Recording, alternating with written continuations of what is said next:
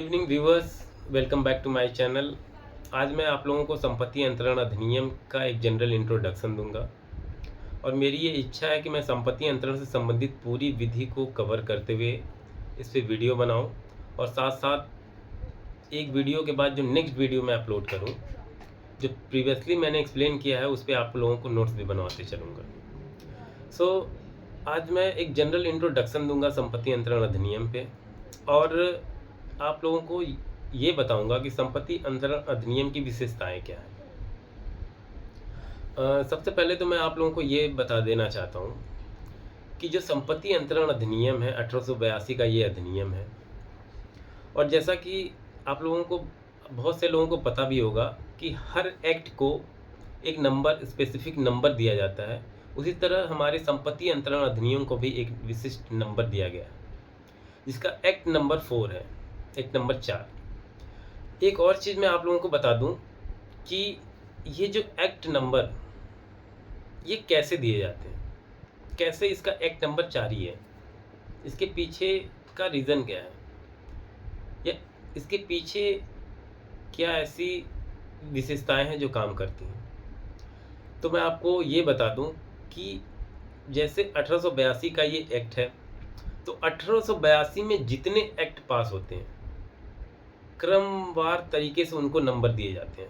तो ये 1882 का चौथा एक्ट है, पहला, दूसरा, तीसरा, ये चौथा एक्ट जो पास किया गया है 1882 में, चौथा जो एक्ट पास किया गया है वो नंबर इसे दिया गया है। 1882 के अधिनियम में इसे, ये चौथा अधिनियम था जो जिसे पास किया गया और वही नंबर इसे दिया गया है। तो आगे बढ़ते हैं इस वीडियो में।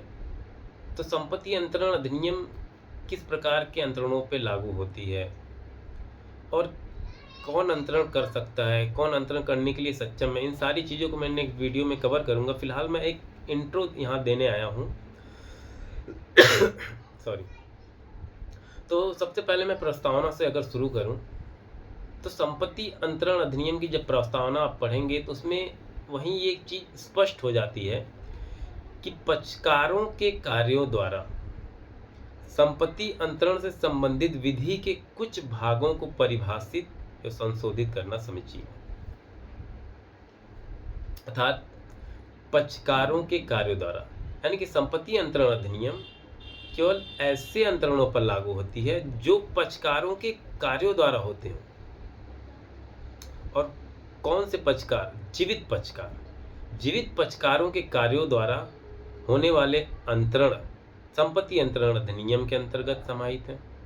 इससे इतर जो अंतरण होते हैं, जो विधि द्वारा अंतरण होते हैं, वो संपत्ति अंतरण अधिनियम के दायरे से बाहर है। अब हम आगे बढ़ते हैं कि संपत्ति अंतरण अधिनियम की विशेषताएं क्या हैं। तो सबसे पहली तो इसकी विशेषता यही है कि संपत्ति अंतरण अधिनियम जीवित व्यक्तियों के बीच किए गए अंतरण से संबंधित है। और इसकी दूसरी विशेषता यह रही कि यह संपत्ति अंतरण के निम्नलिखित इन 5 प्रकारों में जो अंतरण होते हैं उन्हें अपने अंदर समाहित करता है। और ये 5 प्रकार कौन कौन से हैं? यानी 5 प्रकार के ही अंतरण, जैसे कि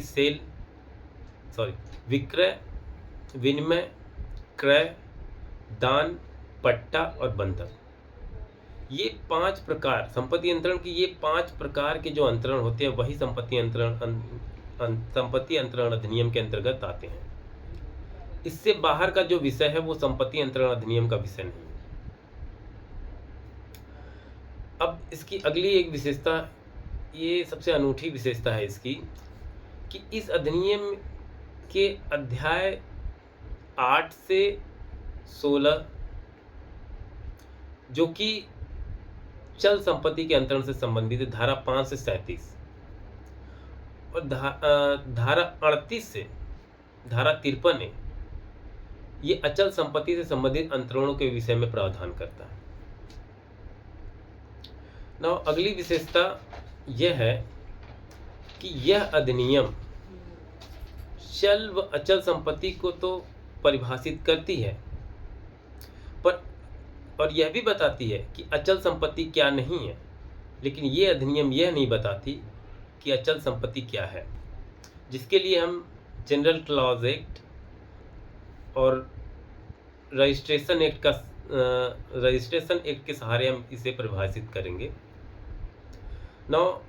अगली विशेषता ये है कि संपत्ति अंतरण अधिनियम